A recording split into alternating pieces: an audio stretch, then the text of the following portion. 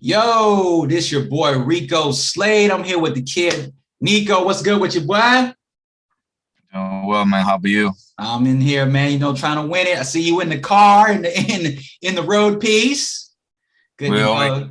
here, we over here in the G wagon. You That's know it. right. That's right. All right. So we're gonna get right into it. We're gonna talk about politics. Favorite subject here, but we're gonna talk about follow the money. We're gonna talk about following the money. So when we were talking about this, Nico, it was basically we were just kind of spitballing some stuff. And when it comes to politics in regards to following the money, we understand that, especially in America, worldwide, that politics is really influenced by, money, by the corporate world, corporate investments, corporate interests, and all those things. That's pretty much who's in control. So where I want to start is in regards to government. Is there any way, just broadly, is there any way to fix it? What do you think? Um, I think there's only two ways to fix it. All right. However, they're not impossible. They're just unlikely. Okay. So to me, something is possible. Impossible is something that's literally impossible. Something unlikely is something that'll never happen, even though it's perfectly possible. Okay. So that's just kind of the difference I make. So I want to point that out. So number one is if we teach society from a young age to be more financially intelligent and to focus on that a little more, like taxes, how to do a budget, how to think of money, just that financial education. Okay. That's how it will in the future, at least. But since we're talking about society as a whole, number one, which once again, 100% unlikely, it's not going to happen. And number two is the only way for that to change is to move away from a capitalist system, which I don't even agree with, and that will also not happen because the people who benefit the most from the current system right now actually get hurt by that, so they won't allow that to happen either. So I think there are fixes; they're just not going to happen. Okay, so the likelihood of them happening is not very likely. Okay. At this can think of. Okay. I would have to agree with you on that regard. When it comes to politics and say the corporate realm of capitalism, because the corporate machine has its hands so deeply entrenched in the neck of politics, from super PACs and campaign funds to lobbying and all, and just from low level government all the way up to federal government and government contracts, military contracts and whatnot. There's so much influence from, corporate interests in the government that it's almost just like, does a citizen even matter? And with this wealth gap between the lower income and just super wealthy, you can see multi-rich, just insanely rich billionaires flying into space on private rockets, whereas we still have issues with homelessness, medical treatment, mental health, and housing and food. Everyone having access to healthy and healthy food here in America. Goodness gracious, everything's just coming up. Let me know about my next Zoom call. But in those aspects, we can fix a lot of our problems. It's just that there's no profit in it, and that's capitalism. I don't particularly have an issue with capitalism. I have an issue with predatory and parasitic capitalism. When you let the capitalistic creature get out of control and give it just carte blanche over the entire realm, that's when you let it get out of control. When the government was, by the people for the people, and it was fundamental, then yeah, it was good. But the nature of power that transcends money is power is a corrupting thing, and authority that's kind of its issue.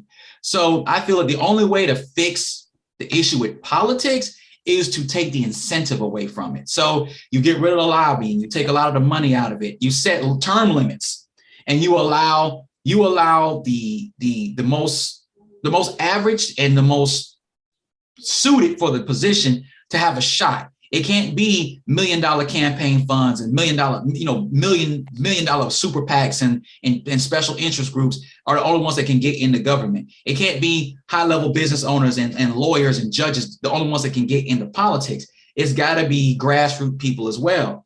The guy taking out the garbage, if he's smart enough, he should be able to run for public office and have a legitimate chance of winning because he can actually make change. And society has to be able to be good with making that change.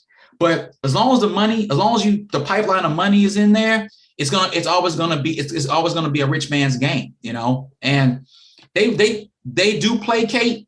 They do placate a lot because that's how when you get a lot of the laws that are passed for disenfranchised groups, they usually have no teeth. It's just to give you something socially into the media. Also, take money out of the media as well. But because there's money involved, there's incentives involved, and that's where there's leverage. So one hand is watching the other, and it's a dirty game, man. It's a dirty game. I don't think that government will really set itself right unless there's like a revolution. And I don't know. I don't think America really wants to go through what the French went through. But I don't know. January of this year, we got kind of close. You don't even know. You have no idea. And just going off what you said, it was right. Like the problem isn't money. Money is not a problem. The government isn't the problem. Politics isn't a problem. The capitalism isn't the problem.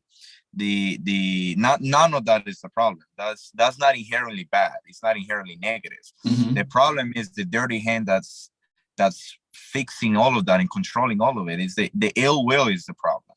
Yep. So there's I can have $1 million right now. I can use it to fund criminal activities or give it to charity, or I don't know, like build some shelter. So it's not the problem isn't that the government is so big and this and that. No, the problem is the people in the government just have their own interests in mind, and that's what a lot of people have to remember is we need a government, period. Like you just need a government. Like if that's how you feel any kind of safety.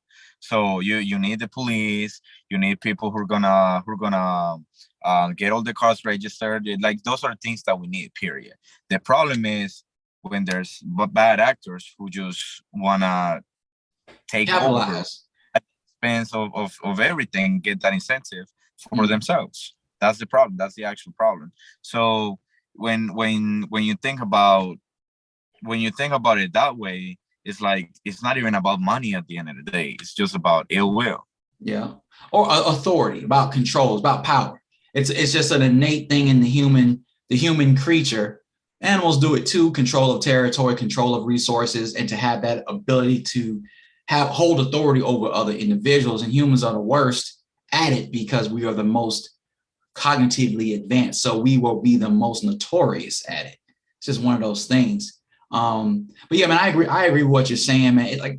Initially, each section is not inherently bad, but when you combine it all together, and like you said, ill will, or I guess, a malicious aspect of the human condition to control that, you're not going to be merciful. You're not going to be understanding. And if it's not profitable to further the goal of that malicious intent, then it's not going to be done. That's like you said. That's the difference between spending millions of dollars on a homeless shelter as opposed to, say, a war somewhere or criminal activity.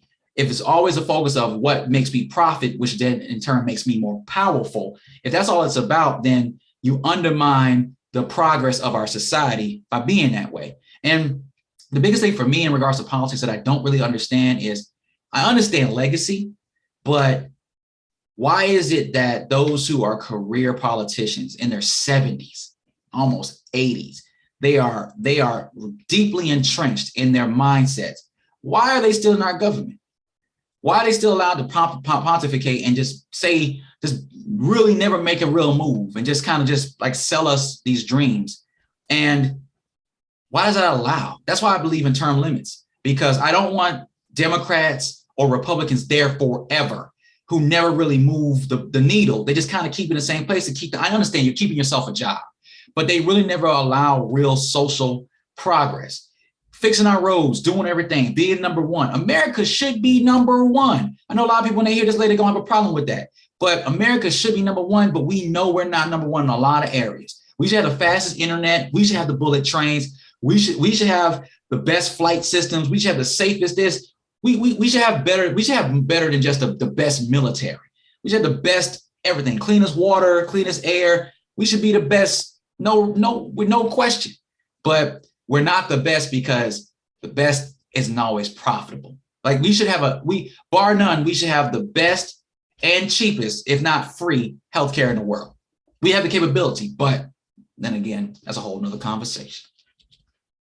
Yeah, exactly. So when you make absolutely everything about profit, it just completely kills everything. Because that's the thing that stops us from making progress, like in become even a better nation than we already are. Because when your toothpaste costs money, food costs money, everything, absolutely everything costs money. Mm-hmm. So when you make it about that, and then at the same time you have people who just don't let the country succeed as a whole just because they want to make an extra few billion, it's like, and you know what, I feel like sometimes it's not even that. Sometimes it's just them being able to say, I have a bigger hedge fund than the other guy. Yeah, it's not even or to prove a point. Yeah, or to prove a point. You'll see. Prove a point. Yeah. I'm going to filibuster. I'm going to hold back. I'm not going to sign this document. I'm going to wait till time runs out and we're going to shut down the government to prove a point. They're playing a game on Capitol Hill with everyone on both sides, regardless of if you're red, blue, don't really matter. You got a few people who are making millions playing games with the lives of people who live check to check. I think that's outrageous. But the people have to stand up to change it. Again, France. Yeah, but that's also never going to happen, man, because these people love the ones here, and these people love the ones here. So as long as this keeps happening, not going. It depends on desperation. You let things get to a point where, food, energy, certain commodities become difficult to get.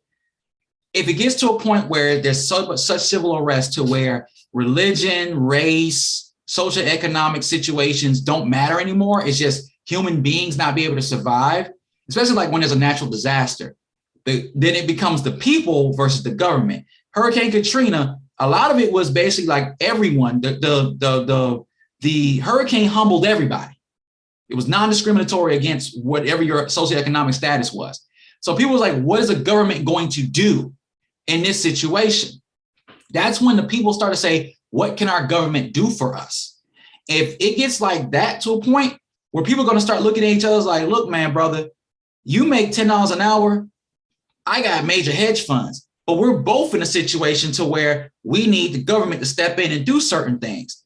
And if they can't, then we have to get together and we got to make it happen. But that brings me to the point, and we're going to close on this. That's when the government starts to realize about how they hold power. And the government holds the power through the local police and through the military.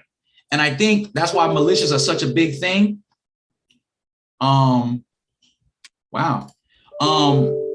What they do is they utilize that as a way to say to keep people in line. So if in our modern age, for people to push back on the government, we are the most advanced military in the world.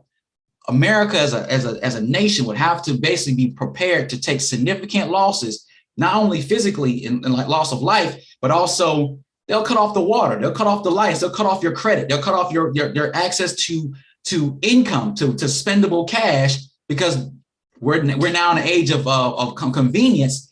They'll cripple you before they allow you to even pick up arms. So a lot of that out of convenience has made us weak, but my man, that's a whole nother conversation, man. I'm gonna put it on the list. We'll come back to that. But man, taking money out of politics is easier said. It wasn't even easy to say. Definitely than to be able to do it. So yeah, man. Yeah, absolutely. And the thing is, if people would think about these things a little more, I guess it will help some. But You know, It's people discouraging, man. try It's discouraging. to defend their own side and always attack the other, and just blindly love whoever's on Capitol Hill just because they got the deal, or they are like in front of them, is not going anywhere. And True. all it does is cripple the entire country, because politics is politics, and it's composed of Democrats and Republicans, period. Basically, So everybody they else is kind of never like there, but not really there. wanna even they never even wanna try to seem that they're working together, because now they lose votes. So now they lose favor from the people. So now they're not gonna get elected back into office. Or now when they propose a bill, they're not gonna support them anymore. So now even if they had the slightest intention, they can't seem that they're actually going to work together and stuff, because now they're gonna get enemies from their own side, and now they lose their position, It's a and show, another person. man. It's a show. But ultimately, they serve the interests of those who are in corporate position, and that's about the money. It's about satisfying your stockholders. That's ultimately what it is. It's not about satisfying the citizen. It's about because you can't please everybody, but you please your constituency. But ultimately, you please your stockholder. That's what it is. And you know, it's a great way to put it, man, because if you see, for example, Amazon, for example. So Oh, why you calling my brother? Amazon's got their owners, their shareholders, and they got their customers. It's the same thing here. The politician Nico, I got my shareholders, and then I got my customers. That's the way I see it. Yeah, The you exact- publicly need to take care of your customers, but you change policy to benefit your company and your shareholders. Ultimately, But the customers think they're the shareholders just because they're told. They're told. That's it. yeah. Unless you have unless you have a complete boycott or something damages your public image or brand enough to where you have to restructure. Other than that, it's really about the shareholders, you know. But it is as it is. Nico, man, it's always good to chat with you, my dude. Man, definitely coming along. Everyone, I appreciate you checking into this. Like, subscribe, do all the things that Nico tells you to do in regards to the social media thing. Tune in anytime. We got plenty more topics coming up. But for right now, I got to go grab me something to eat. And Nico got some things he got to do. Until next time, you guys be blessed. And we'll get at you. Take it easy, everybody. Yo.